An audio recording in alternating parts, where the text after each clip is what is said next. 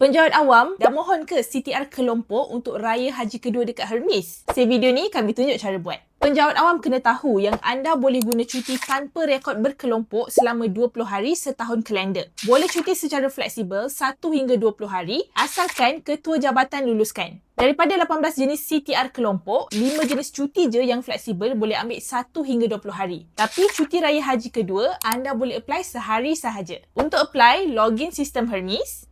Klik menu pengurusan cuti, tekan permohonan cuti dan pemohon cuti, pilih kategori cuti CTR kelompok, jenis cuti perayaan Hari Raya Haji kedua, pastikan tarikh mula dan akhir cuti betul, tekan hantar.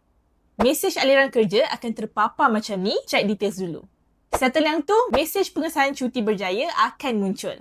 Boleh proceed next steps untuk hantar sokongan cuti dan tunggu kelulusan ketua jabatan. Settle! Forward video ni dekat kawan anda yang belum apply cuti lagi, okay? Isandra dah explain, jangan lupa follow.